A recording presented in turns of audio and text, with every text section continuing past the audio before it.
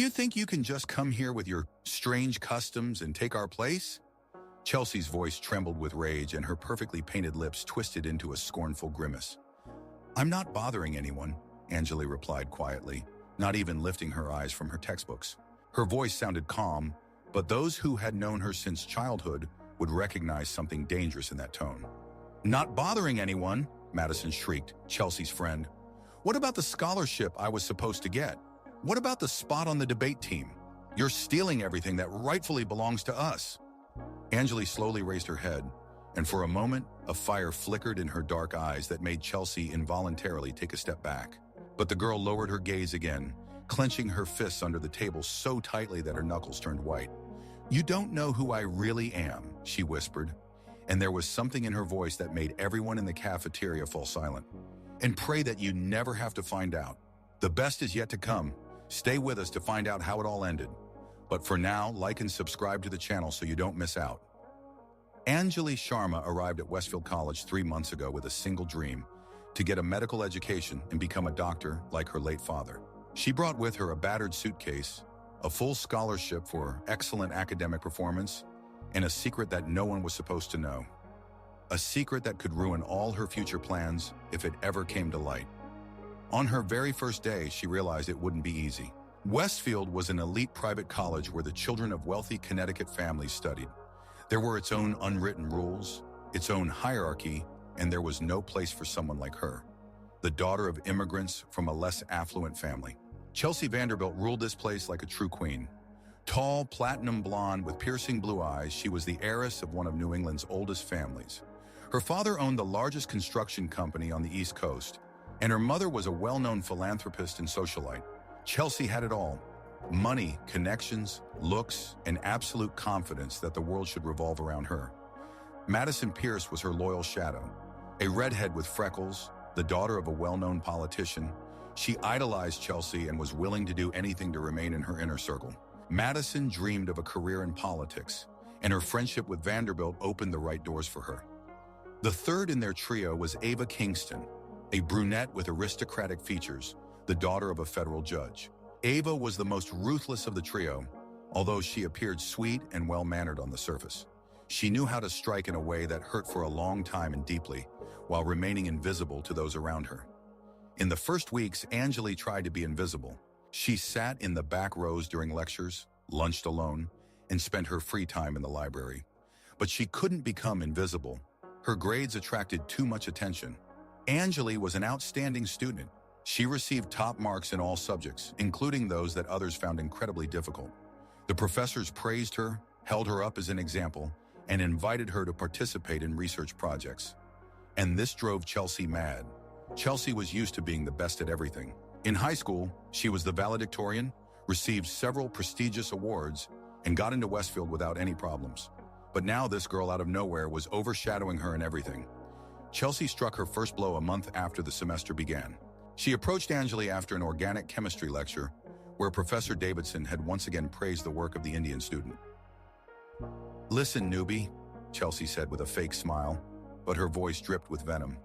Maybe you could explain how you managed to do so well in your studies. Are you cheating? Anjali looked at her with surprised eyes. I don't understand what you're talking about.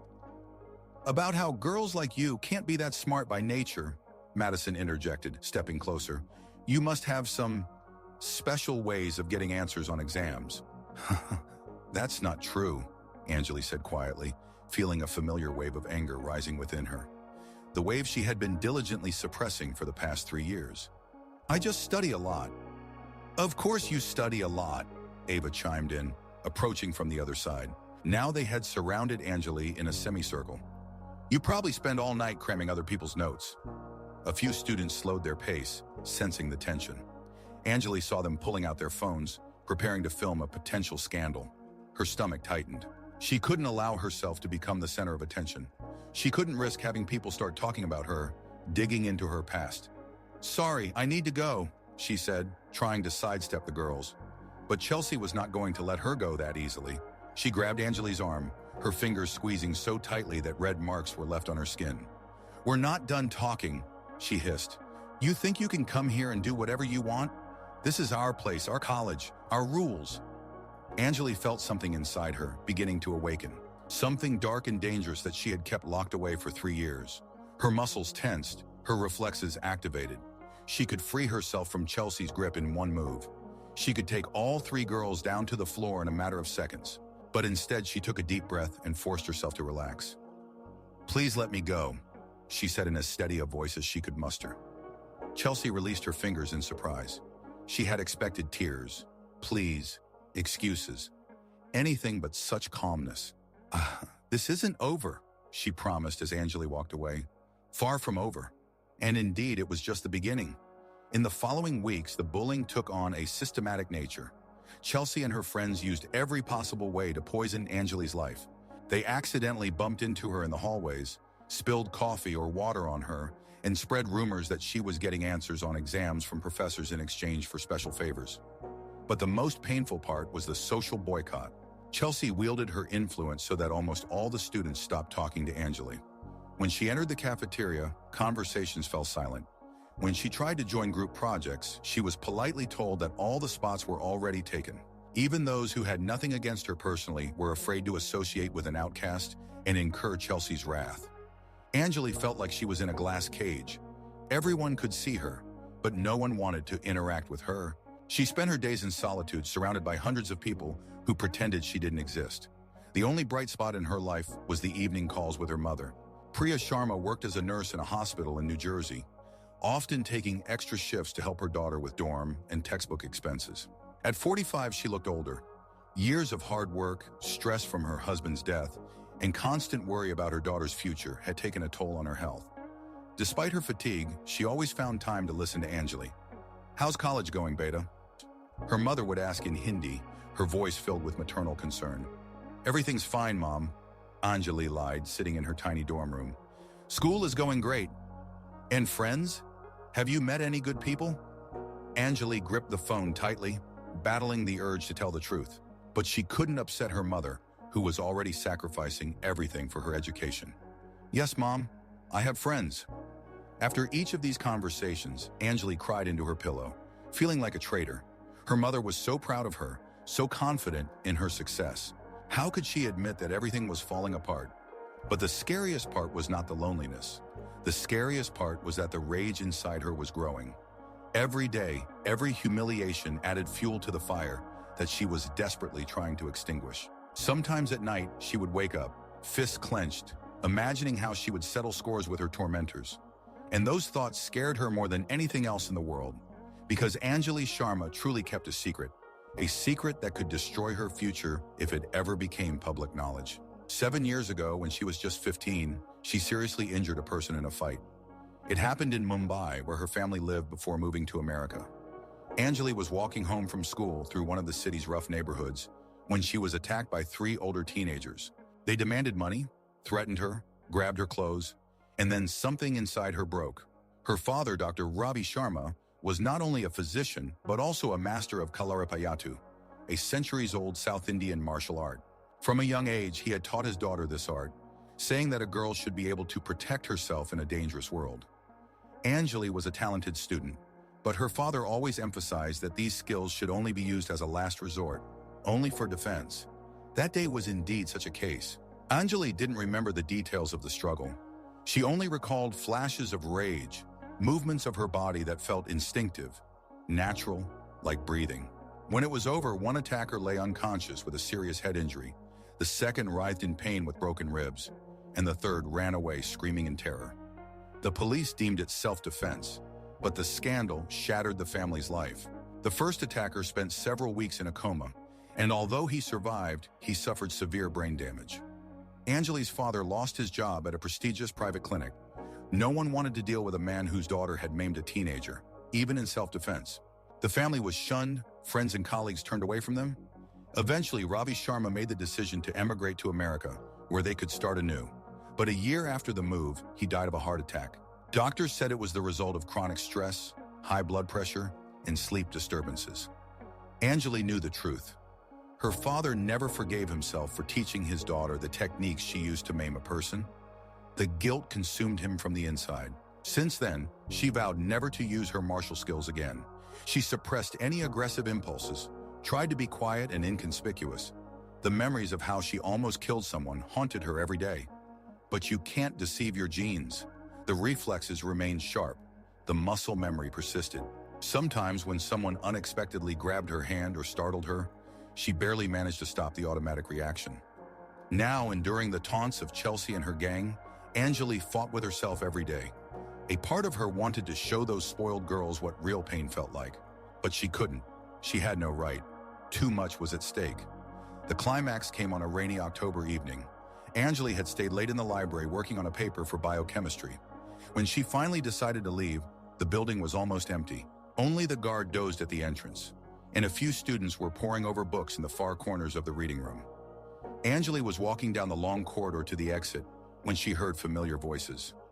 Laughter echoed from one of the classrooms, the kind of laughter that signals trouble. Seriously, does she think we don't know? Madison was saying. My dad knows people in immigration. One call, and her whole family will be sent back to India. That's not all, Ava added. My mom works in immigration, and I asked her to check the Sharma family's file. Our quiet little Angeli isn't as harmless as she seems. Angeli froze, feeling the blood drain from her face. They couldn't know. It was impossible. What do you mean? Chelsea asked, intrigued. 7 years ago, 15-year-old Angeli Sharma seriously injured an 18-year-old boy in the slums of Mumbai. Officially, it was self-defense, but who knows what really happened. The boy was left disabled. Maybe our honor student isn't such an innocent lamb after all. The laughter grew louder and more malicious. Can you imagine? Ava continued. Everyone thinks she's so quiet and modest, but she has a mutilated person behind her. I wonder what the college administration will say when they find out about this.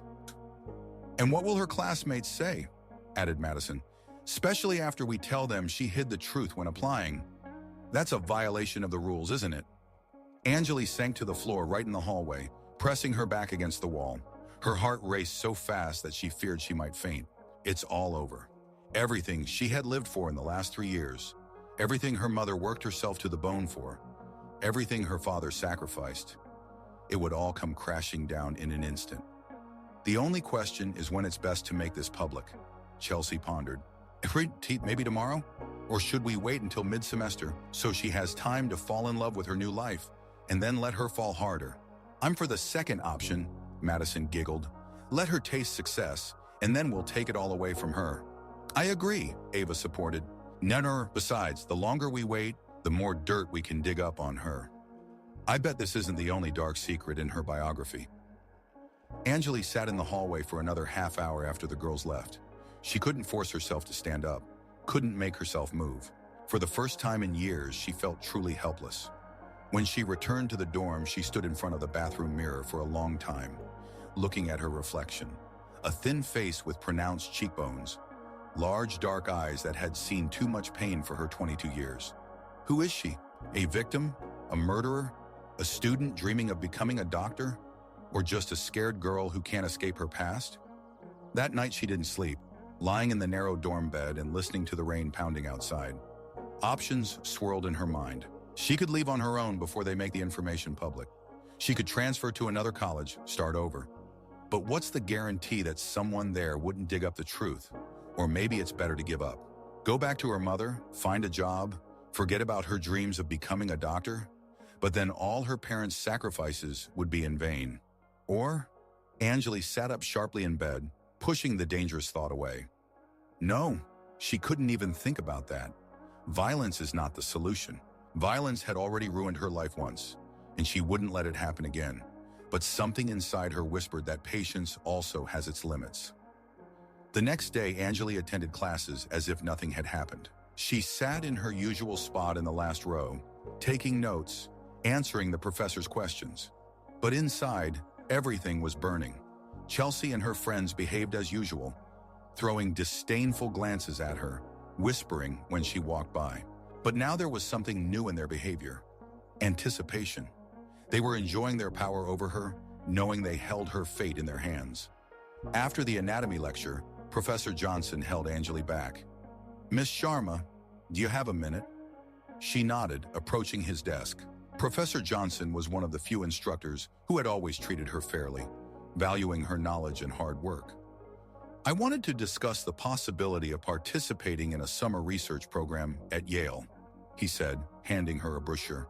It's a prestigious program, and I think you're the perfect candidate. The application deadline is in 2 weeks. Anjali took the brochure with trembling hands. The summer program at Yale could open doors to the best medical schools in the country for her. It was the opportunity of a lifetime. Thank you, Professor, she said, trying not to show how nervous she was. I will definitely apply. Great, and don't doubt yourself, Miss Sharma. You have outstanding abilities. As she exited the classroom, Anjali felt hope and despair battling within her. On one hand, incredible opportunities lay before her. On the other, Chelsea could destroy everything at any moment. She walked down the hallway examining the brochure when someone suddenly yanked it from her hands.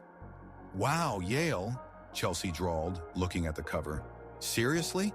You think they'll accept you into such a prestigious program? Madison and Ava moved closer, surrounding Anjali in a familiar semicircle. Give that back, Anjali said quietly. Or what? Chelsea sneered. What are you going to do? She began slowly tearing the brochure into tiny pieces, and each sound of ripping paper felt like a blow to Anjali's heart. You know what I'm thinking? Chelsea continued, tossing the scraps of paper onto the floor. I think the people at Yale should know who they're dealing with. They should know exactly what kind of student Professor Johnson is recommending to them. Anjali felt something inside her crack. Stop it, she said, and for the first time, there were steel notes in her voice. Or what? Chelsea stepped forward, almost touching Anjali's face. Are you going to kill me? Like that guy in Mumbai? The world around Anjali suddenly became very quiet. She could only hear her own heartbeat and the soft laughter of the girls. Time seemed to slow down. Yes, we know, Madison whispered. We know all about your little secret. Shiram. And soon everyone else will know, Ava added. I wonder what your classmates will think when they find out that a girl who almost killed someone is studying right next to them. I was defending myself, Anjali said barely above a whisper. Of course, you were defending yourself, Chelsea mocked. Poor innocent girl was just defending herself, and the guy just happened to die from a broken neck. Something clicked in Anjali's mind. The last barriers she had so carefully built over the years crumbled in an instant. 7 years of suppressed rage, pain, and humiliation erupted like a volcano. She didn't remember how she moved. She only remembered that in a second, Chelsea was on the floor, and her own hand was gripping the girl's throat. Madison and Ava recoiled with screams of horror. Do you want to know what happened in Mumbai? Anjali whispered, looking into Chelsea's wide, terrified eyes. Do you want to know what I felt when I shattered his skull? Chelsea was gasping, trying to break free, but Anjali's grip was ironclad. I felt nothing, Anjali continued in the same quiet, terrifying voice. Absolutely nothing. He was left a cripple for life, and I didn't even feel regret. And you know what? Right now, I feel nothing too. Anjali, stop, Madison screamed. You don't want to kill someone again? Those words seemed to awaken Anjali. She abruptly released her grip and stepped back, looking at Chelsea, who was coughing and clutching her throat. You're insane, Chelsea rasped, trying to get up. You're a total psychopath. Anjali looked at her hand, still trembling from adrenaline. Then she raised her eyes to the girls, who were staring at her in undisguised horror. Yes, she said calmly. I guess I really am crazy. For 7 years, I tried to be a good girl. I tried to forget who I really am. But you reminded me. She stepped forward, and all 3 girls instinctively backed away. Now listen carefully, Anjali continued, and there was neither anger nor threat in her voice, only cold certainty. You can tell everyone about Mumbai. You can ruin my life. But know this. If you do, I will have nothing left to lose. And a person with nothing to lose is capable of anything. Are you threatening us? Ava asked in a trembling voice. I'm warning you, Anjali replied, for the last time. She turned and walked away, leaving the trio standing in shock. Behind her, she heard their agitated voices, but the words didn't reach her consciousness. In her head, there was only white noise. When she reached her room, Anjali locked the door and sank to the floor. Only then did it dawn on her what she had done. She had attacked a classmate. She had practically choked her in front of witnesses. Now they would definitely go to the administration, and she would be expelled from college even before they managed to make the information about Mumbai public. It was all over, definitively and irrevocably. She sat on the floor until deep into the night, not turning on the light, not answering her mother's calls. Fragments of memories flashed through her mind. The face of her father when he taught her the first moves of Kalaripayattu. Her mother's proud eyes on the day she got accepted into college. Dreams of becoming a doctor and helping people. Everything was destroyed in one moment of uncontrollable rage. Around midnight, there was a knock at the door. Anjali didn't respond, but the knock came again, more insistently. "Anjali, it's Sarah from across the hall. Are you okay?" Sarah Cohen was one of the few students who hadn't participated in the boycott. The rabbi's daughter from Brooklyn, a quiet and serious girl studying sociology. They had never been close friends, but Sarah always nodded to her in the hallway and sometimes smiled. "I heard something happened at college today," Sarah continued through the door. "People are saying you got into a fight with Chelsea Vanderbilt." Anjali didn't respond. "Listen, I don't know what happened, but if you need to talk, I'm here." A long pause. "Or if you need help, my dad knows good lawyers." Lawyers. Anjali hadn't even thought about the legal consequences. Assault, even an unsuccessful one, could lead to serious legal troubles. She got up and opened the door. Sarah stood there in a robe and slippers, a worried expression on her face. "Hi," Anjali said quietly. "Hi, can I come in?" Anjali nodded, stepping aside. Sarah entered and turned on the desk lamp, the soft light illuminating the tiny room. "You look terrible," Sarah remarked, sitting on the only chair. "What happened?" "I messed everything up," Anjali said, sinking onto the bed. "I lost control and ruined everything." "Matwanan, do you want to talk about it?" And Anjali talked. For the first time in 7 years, she told someone the whole truth. About Mumbai, about her father's death, about how Chelsea and her friends drove her to breaking point. Sarah listened silently, nodding occasionally. "I see," she said when Anjali finished. "And what now?" "I don't know, they'll probably expel me, or maybe even arrest me. Or maybe not," Sarah said thoughtfully. "You know what's interesting? No one filed a complaint with the administration tonight, and no one called the police either." Anjali looked up in surprise. "What do you mean?" "I mean that if Chelsea and her friends wanted to sue you, they would have done it already, but they're silent. The question is, why?" Anjali pondered. Sarah was right. It was indeed strange. Chelsea never missed an opportunity to hurt someone. Why hadn't she taken such a perfect chance to completely ruin Anjali's life? "Maybe they're planning something," she suggested. "Or maybe they're scared," and Sarah said. "You showed them that you're not as defenseless as you seem. Maybe now they don't know what to do." The next day, Anjali went to class with her heart racing. She expected to be called to the dean's office, for everyone in the classroom to point fingers at her, for something terrible to happen. But nothing happened. Moreover, the atmosphere around her had changed. Students no longer avoided her gaze. Some even nodded when they passed by. During lunch, a guy from a parallel group sat down next to her and started a conversation about the upcoming organic chemistry exam. And Chelsea, Madison, and Ava kept their distance. When their paths crossed in the hallways, they turned away or crossed to the other side. Chelsea wore a scarf that concealed the marks on her neck. A week passed, then another. No one came to arrest Anjali. No one expelled her from college. Moreover, she applied for a summer program at Yale, and Professor Johnson assured her that she had excellent chances.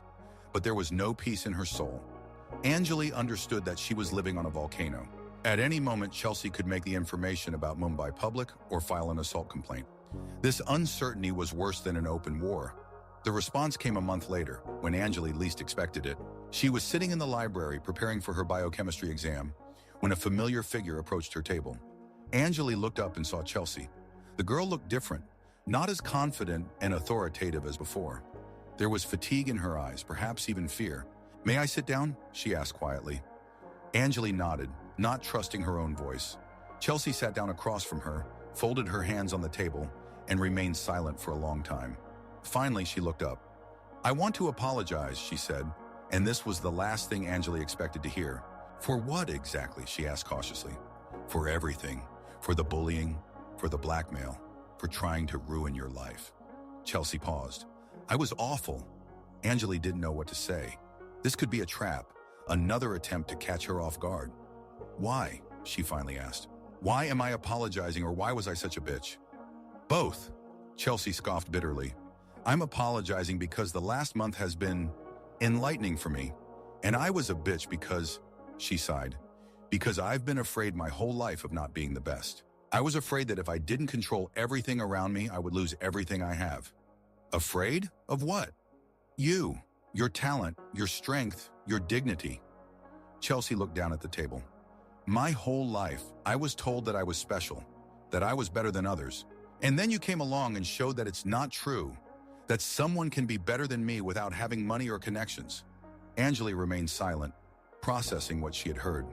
On the day when we fought, Chelsea continued, I felt real fear for the first time in my life. Not just the fear of losing or being embarrassed.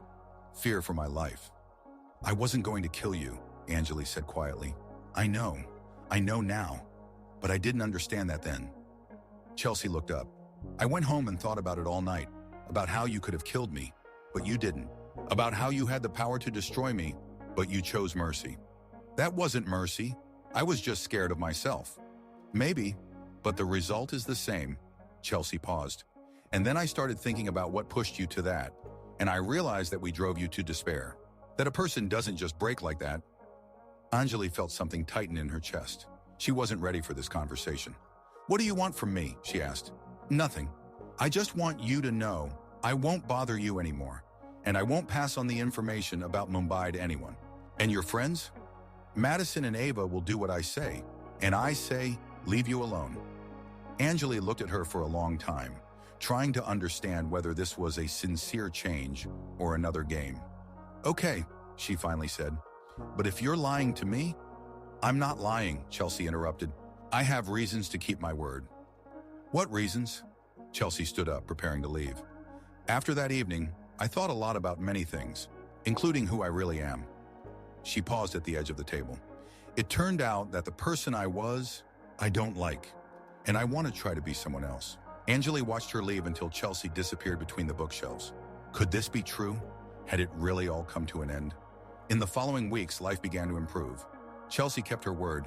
She and her friends no longer bothered Angeli. Moreover, the atmosphere at college changed for the better. Students began talking to her again. Some even offered friendship. Angeli received a letter from Yale. She was accepted into a summer research program. Professor Johnson was thrilled and promised to write her a recommendation for the best medical schools. But the most important thing was something else. For the first time in years, Angeli felt that she could control her life. She was no longer a victim of circumstances or her past. She was the author of her own story. One evening, sitting in her room with her textbooks, she heard a knock at the door. Opening the door, she saw Sarah with a large box of pizza. I thought you might be hungry, Sarah said with a smile, and that we should celebrate your acceptance to Yale. They sat on the floor eating pizza and talking about the future. Angeli shared her plans to become a doctor, while Sarah spoke about her desire to work with refugees and immigrants. You know what struck me most about your story? Sarah said as they finished their soda.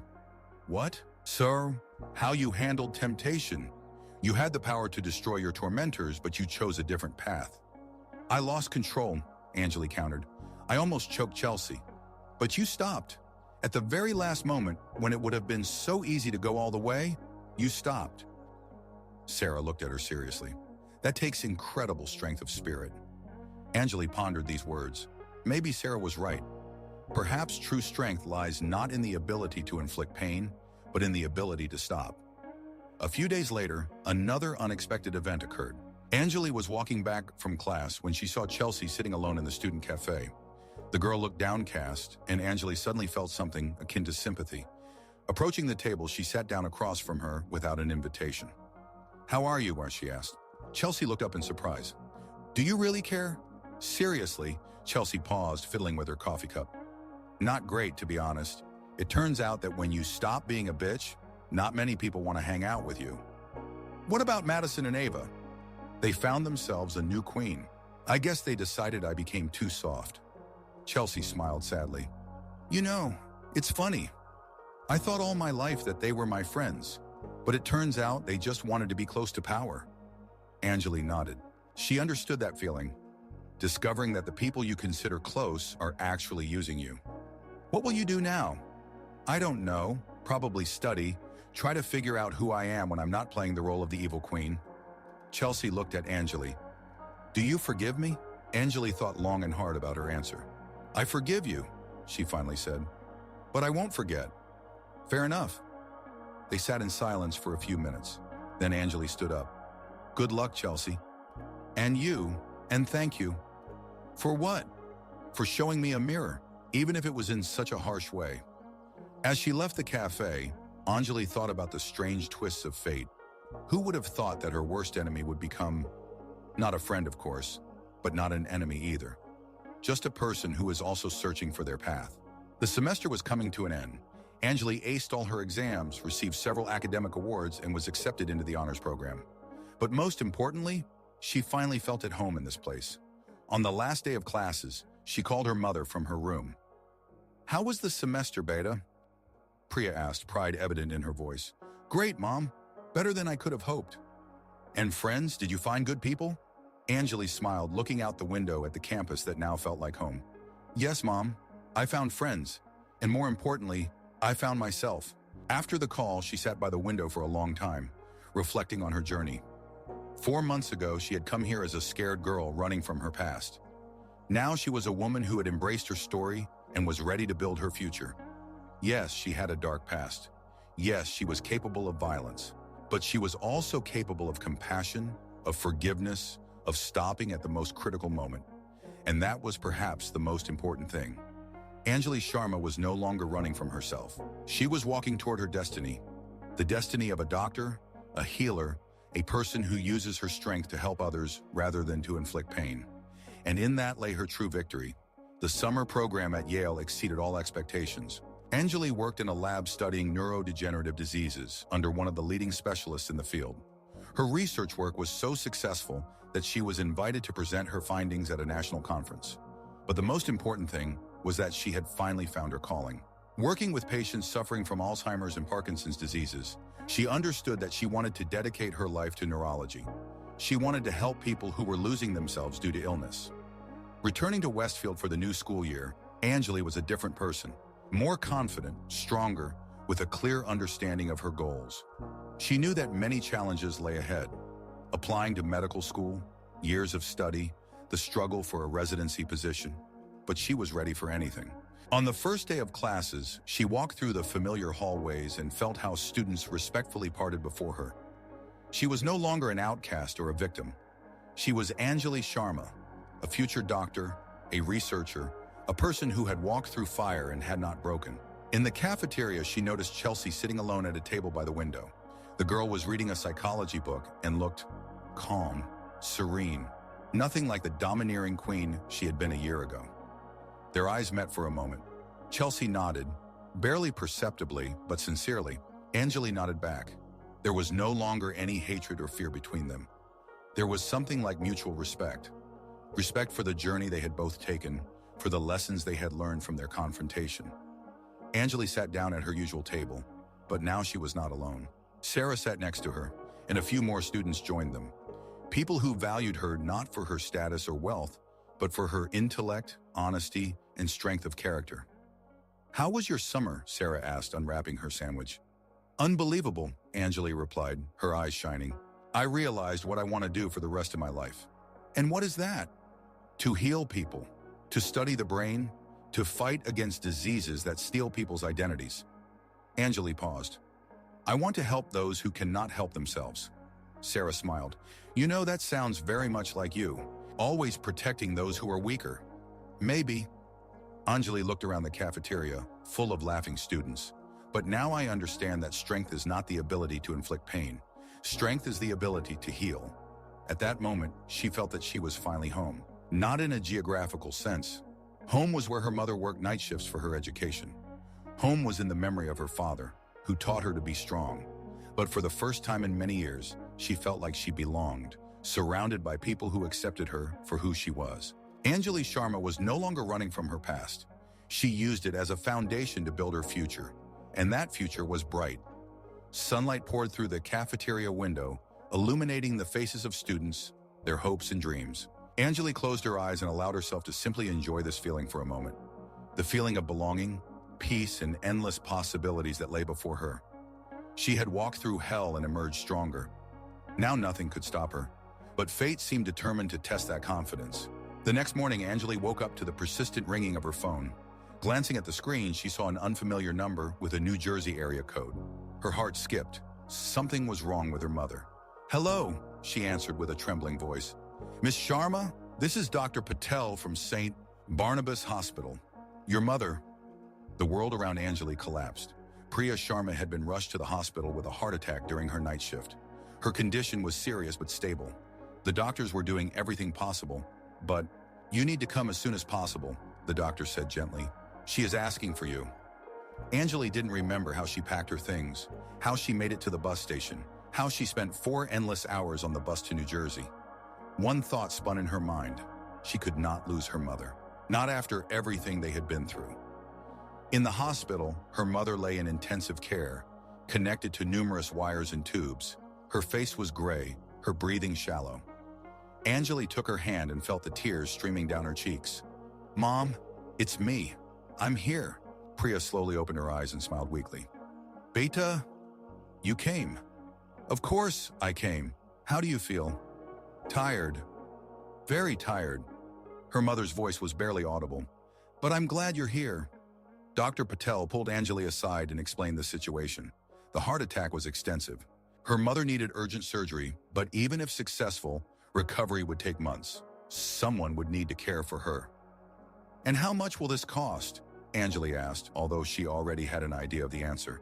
The amount was enormous. Open heart surgery, rehabilitation, follow-up care. Even with insurance, the family would face expenses in the tens of thousands of dollars. Anjali quickly calculated. Her scholarships and part-time jobs would only cover the initial stages of treatment. She spent the entire night by her mother's bedside, holding her hand and thinking about what to do. Should she drop out of school and return home to care for her mother? But then all the sacrifices would be in vain. Should she stay in college and find a way to earn for the treatment? But how? The next day, when her mother's condition stabilized a bit, Anjali returned to college to apply for a leave of absence. She had already made a plan. She would find a job, visit her mother every weekend, and continue her studies in a year. But when she entered the dean's office, she was in for a surprise. "Miss Sharma," said Dean Harrison, rising from behind his desk, "I've been informed about your mother's situation. Please accept my condolences." "Thank you, sir. I wanted to apply for a leave of absence." "We'll discuss that later. First, I want to introduce you to someone who is very eager to meet you." He opened the door to the adjacent office, and an elegant man in his 60s wearing an expensive suit stepped out. "Miss Sharma, allow me to introduce Mr. Richard Vanderbilt." Anjali froze. Chelsea's father. What is he doing here? "Miss Sharma," said Vanderbilt, extending his hand. "I've heard a lot about you from my daughter." Anjali tensed. Did Chelsea tell her father about their conflict after all? Were they going to expel her from college now? "Okay, don't worry," Vanderbilt said, as if reading her thoughts. "Chelsea told me how you changed her life for the better, how you helped her become a better person." "I don't understand," Anjali whispered. "My daughter has always been a difficult child, spoiled, cruel, selfish. I blame myself for it. I gave her too much money and too little love." Vanderbilt sat down in a chair. "But last year something changed. She became different, more compassionate, more mature. And when I asked what happened, she told me about you." Anjali still didn't understand where he was going with this. "Mr. Vanderbilt, I don't know what Chelsea told you, but she told me about a girl who showed her what true strength is. Not the strength of money or position, but the strength of character. The strength that allows one to pause at the most critical moment and choose compassion over revenge." Dean Harrison leaned forward. "Mr. Vanderbilt wants to make you an offer, Miss Sharma. I learned about your mother's situation," Vanderbilt continued, "and I want to help. My company is willing to cover all medical expenses and provide the best care." Anjali felt the ground slipping from under her feet. "But why? I haven't done anything for you." "You saved my daughter," Vanderbilt simply said. "Maybe not in the literal sense, but you saved her soul, and now I want to save your future." I can't accept such help," Anjali stammered. "It's too much." "Why not? Because we were once on opposite sides?" Vanderbilt smiled. "Miss Sharma, sometimes the most important lessons are taught to us by our former enemies." Anjali sat in shock, unable to believe what was happening. The man whose daughter once tried to ruin her life was now offering to save it. "There's only one condition," Vanderbilt added. You must finish college and apply to medical school. The world needs doctors like you. Anjali felt tears streaming down her cheeks again, but this time they were tears of relief, gratitude, and something more. Faith that good truly comes back. Thank you, she whispered. I don't know how to repay you. Become the doctor you want to be. Help people. That will be the best thanks. A week later, Anjali's mother was transferred to one of the best cardiology clinics in the country. The operation was successful, and rehabilitation was going according to plan. The doctors were optimistic. Priya Sharma would fully recover. Anjali returned to college a different person, not because she had changed outwardly, but because she had understood something important about the nature of human relationships. People are capable of change. Enemies can become allies, and actions taken from a pure heart can have consequences we can't even imagine. On the first day back, she met Chelsea in the library. Thank you, Anjali said, approaching her table. Chelsea looked up from her book. For what? You know for what? Chelsea blushed. I just told my dad the truth about what you did for me. And what exactly did I do for you? Oh, Wes, you showed me who I really am and gave me a chance to be better. Chelsea paused. You know, I used to think that strength was the ability to make others do what you want. But you showed me that true strength is the ability to stop yourself when you have all the power in the world. Anjali sat down next to her. We both have changed, she said. And maybe that's for the better. Definitely for the better. Chelsea smiled. Want to help me with organic chemistry? I'm completely lost in isomers. Anjali laughed. Of course. The next months flew by like a blur. Anjali immersed herself in her studies, preparing for medical school. Every weekend, she visited her mother, who was getting better every day. Priya was amazed by the changes in her daughter's life, especially the emergence of unexpected friends and benefactors. How is this possible, Beta? She asked during one of the visits. The people who hurt you are now helping us? People change, Mom, Anjali replied. Sometimes you just have to give them that chance. And you? Have you changed too? Anjali pondered this question. Had she changed? In a way, yes. She no longer ran from her past. She had learned to forgive not only others but also herself. She learned to see not just the bad in people, but also the good. Yes, Mom, I've become stronger, but not in the way I used to think. I used to think strength was the ability to fight. Now I understand that strength is the ability not to fight when you have the chance. In the spring, the results of the medical school entrance exams came in. Anjali was accepted to Harvard, Johns Hopkins, and several other prestigious programs. The choice was obvious. Harvard, neurology, brain disease research. On graduation day, standing on the stage of the auditorium in her cap and gown, Anjali looked out at the audience. In the front row sat her mother, who was crying with pride. Next to her was Sarah, who also got into graduate school, but for sociology. A little further, she saw Chelsea with her parents. Richard Vanderbilt nodded at her and smiled. When the dean called her name to receive her honors diploma, the hall erupted in applause. Anjali walked to the stage and thought about the journey she had taken. About how 4 years ago she had come here as a scared girl with a dark secret. And now she was leaving as a confident woman with clear goals and a strong faith in the future. After the ceremony, Professor Johnson approached her. Miss Sharma, or should I say Dr. Sharma now, he said with a smile. I want to say that in all my years of teaching, I have rarely encountered students with as much potential as you. Thank you, Professor. You taught me a lot. Not just me. He glanced toward where Chelsea was standing. Sometimes the most important lessons come from the most unexpected teachers. That evening, there was a graduation party. Anjali hadn't planned to stay long. Tomorrow, she needed to go home to help her mother pack, as they were moving to Boston, where Anjali would be attending medical school. But just as she was about to leave, Chelsea approached her. Can we talk? She asked. They stepped out onto the terrace, where it was quiet and peaceful. In the distance, the lights of the city glowed, a city where they had spent 4 important years of their lives. I wanted to tell you, Chelsea began, that you have changed not only my life, but also the life of my family. My father says that I have become the daughter he always wanted to have. You changed yourself, Anjali countered. I just showed you a mirror. A very painful mirror, Chelsea laughed, but necessary. They stood in silence, looking at the stars. What now? Chelsea asked. What for? You have Harvard, I have law school at Yale. Our paths are diverging again. But now we are parting as friends, Anjali said. And that's a completely different thing. Friends, Chelsea repeated thoughtfully. Who would have thought 4 years ago? Probably no one. But life is full of surprises. Good surprises, and Chelsea added. At least sometimes. They hugged goodbye, not as former enemies, not as casual acquaintances, but as people who had helped each other become better. The next morning, Anjali loaded her things into the car that Sarah had lent her. Everything fit into one suitcase and a few boxes of books. In 4 years of college, she hadn't accumulated many material possessions, but the baggage of another kind was immense. Experience, knowledge, friendship, understanding of who she wanted to become. The last thing she placed in the car was a photograph of her father, which had stood on her desk in the dormitory all these years. Ravi Sharma looked serious in the photo, but with warmth in his eyes. I did it, Dad, Anjali whispered. I became a doctor, just like you wanted. And I learned to use strength to heal, not to destroy.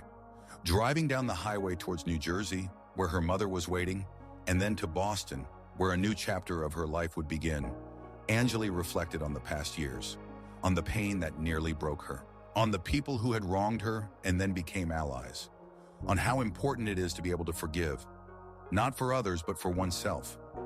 New challenges awaited her in medical school. Sleepless nights, difficult exams, first patients, first losses. But she was ready to give everything she had to become the doctor the world deserves. And somewhere deep inside, in that place where the most important memories live, she held on to the lesson her own rage had taught her 4 years ago. A lesson that true strength is not in the ability to break someone, but in the ability to stop. Not in inflicting maximum pain, but in finding compassion even for those who do not deserve it. This lesson made her not only a better person, but also a future better doctor. Because medicine is the art of healing, and only those who have gone through pain and found the strength to overcome it can heal. Ahead lay a road that spanned a lifetime, a road of serving people, a road of constant learning and growth. And Anjali Sharma was ready to walk this road with her head held high, with a pure heart, and with unwavering faith that every person deserves a second chance, even those who were once her enemies, especially them. 8 years later, Dr. Anjali Sharma stood in her office in the neurology department of Massachusetts General Hospital. Her diplomas hung on the wall: a bachelor's degree with honors, a medical degree, a certificate of completion of a 4-year residency in neurology. But the most precious was a small photograph in a simple frame, her and her mother on the day of her medical school graduation.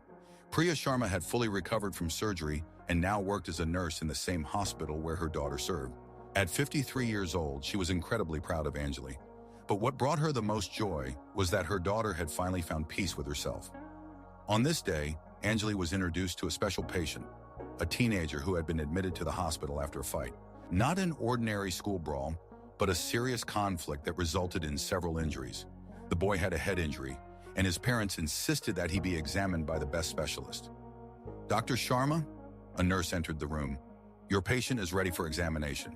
Anjali took the medical history and headed to the ward. What she saw made her stop at the threshold. On the hospital bed lay a slender, dark-haired boy of about 16. His hands were bandaged and his face bore bruises. But this did not surprise the doctor. What surprised her was the expression in his eyes. The same rage, the same inner fire that once lived in her own soul. Next to the bed sat a middle-aged woman, evidently the boy's mother. She was crying, and her tears spoke of despair. Doctor, she addressed Anjali, please help my son. I don't know what's happening to him. He has always been a good boy. But lately, Anjali approached the bed and looked closely at the teenager. What's your name? She asked gently.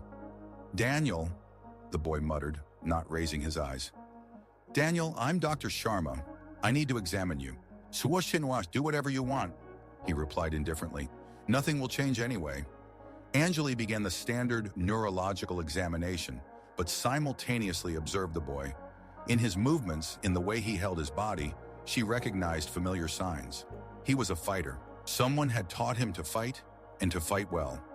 Where did you learn to fight like that? She asked during the examination. Daniel suddenly looked up. How do you know? From the way you move, from how you hold your hands even in bandages. Anjali sat down on a chair next to the bed. Who taught you? My grandfather, the boy replied reluctantly. He was military, He said a man should be able to protect himself and his family. And you protected yourself. Yes, Daniel flared up.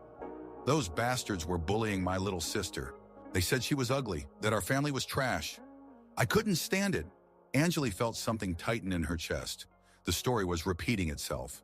Another child, different circumstances, but the same pain, the same rage, the same sense of justice that could lead too far.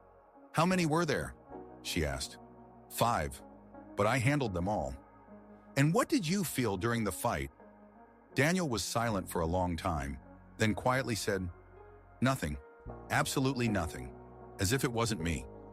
Angeli closed her eyes. The same words she once said to Chelsea. The same state a fighter enters when survival instincts kick in. Mom, can I talk to Daniel alone? She asked. The woman looked uncertainly at her son, but left the room. Daniel, Angeli said when they were alone, I want to tell you a story about a girl who also knew how to fight and who once went too far. For the next hour, she told the boy about Mumbai, about what happened 7 years ago, about the price her family paid, about how one moment of uncontrolled rage can change several lives forever. But you were just defending yourself, Daniel said when she finished. Just like me. Isn't that wrong? Defending yourself is right, Angeli replied. But there is a fine line between defense and revenge. And when you cross that line, you risk becoming what you are fighting against. So what was I supposed to do? Let them keep bullying my sister? No, but there are ways to solve problems without resorting to violence. Talk to teachers, to parents, to the police, after all. Adults do nothing, Daniel flared up. They say ignore them, don't pay attention. But how can you ignore it when your sister is brought to tears every day? Angeli understood his pain. She had gone through it herself. Daniel, she said seriously, I'm not saying that fighting is always wrong. Sometimes it's the only way out. But you must understand the consequences, not only for yourself, but also for your family. What are the consequences? Right now you're lucky. The victims don't want to sue because they know they are partly to blame for the conflict. But next time it could be different. Next time you could seriously injure someone, or even worse. Daniel paled. I wouldn't want to hurt anyone. Neither did I, but it happened. Angeli leaned forward.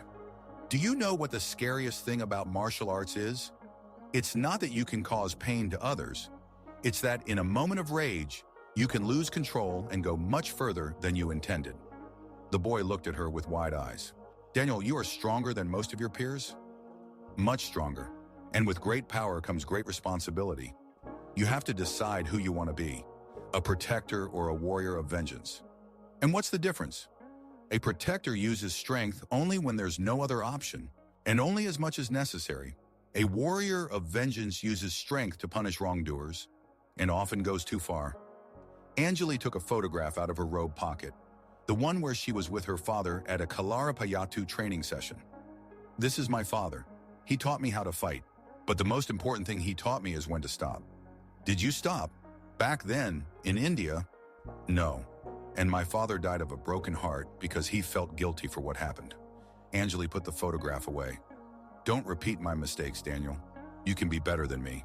The boy was silent for a long time, processing what he had heard. What should I do now? He finally asked. First, recover, then go home and talk to your sister. Tell her you love her and will always protect her. But also explain that there are different ways to protect. And what if they start bothering her again? Then you will first try peaceful ways. Talk to their parents, to the school administration, and only if nothing helps. Angeli paused. Only then can you use force, but the minimum necessary force. How will I know what the minimum necessary is? You will learn. Every day for your whole life. I'm still learning. Daniel nodded. The blind rage that Angeli had seen in the first moments of their meeting was no longer in his eyes. Dr. Sharma, he said quietly, can I call you? If I don't know what to do? Angeli smiled and handed him her business card. Of course, anytime. When she left the room, Daniel's mother was waiting in the hallway. Doctor, how is he? What will happen to him? From a medical standpoint, he is completely healthy, Angeli said. Physically, he is fine. But with the emotional side, you need to talk to him a lot, and perhaps find him a psychologist who specializes in working with teenagers. And what about tendencies towards violence? Your son does not have tendencies towards violence, Anjali reassured her. He has tendencies towards justice. He just needs to be taught how to advocate for that justice properly. The woman nodded with relief. Thank you, doctor. Thank you so much. In the evening, Anjali sat in her office thinking about her meeting with Daniel. How strange life can be sometimes. She became a doctor to treat brain diseases, and instead today she treated a disease of the soul. The phone on her desk rang. Glancing at the caller ID, Anjali was surprised. It was Chelsea calling. Hi, she said, picking up the receiver. How's it going in New York? Hi, Anjali. Great, thanks. Listen, I'm calling about a case. A family came to my law firm. They have problems with their teenage son. He got into trouble because of a fight, and now they need a good lawyer. And the last name is Rodriguez. The mother's name is Maria. They say their son was seen by a wonderful doctor, Dr. Sharma. She said that if they need legal help, there's no better lawyer than Chelsea Vanderbilt. Anjali laughed. I didn't say better, I said honest. That's even better, Chelsea chuckled. Thanks for the recommendation. By the way, how is the boy? A serious case? Not more serious than we were once, Anjali replied thoughtfully. Just another child who needs to be shown that there are different ways to solve problems. I see. Well, I'll make sure he doesn't get prosecuted, and you make sure he doesn't repeat our mistakes. After the conversation, Anjali sat in her office for a long time, looking out the window at the lights of Boston. The circle had closed. She helped Daniel just as Chelsea had inadvertently helped her once. She showed him a mirror reflecting who he could become if he wasn't careful. Tomorrow, another day awaited her at the hospital. More patients, more stories of pain and healing. But today, she felt a special satisfaction. Not just because she helped a boy who could repeat her mistakes, but because she realized everything she had gone through, all the pain and struggle, all the falls and rises, had led her exactly where she needed to be. Dr. Anjali Sharma was not just a doctor. She was a healer in the deepest sense of the word, a healer not only of bodies but of souls. And that, perhaps, was her true calling. On the table next to a photo of her mother lay another photograph, a Group 1 from college graduation. It featured her, Sarah, Chelsea, and several other classmates. They all took different paths, but they remained forever connected by those 4 years that changed them all. Anjali picked up the photograph and smiled. Yes, she had come a long way from that frightened girl who arrived in Westfield 7 years ago. A journey through pain, anger, forgiveness, and finally, self-acceptance. And now she was ready to help others walk the same path. Because sometimes the most important battles are not fought on the streets, but in our own hearts. And it's not the one who strikes the hardest who wins, but the one who knows when to stop. In this lay the wisdom she had gained at the cost of many tears and sleepless nights. And now she could pass this wisdom on to those who needed it. The circle had closed. The story continued.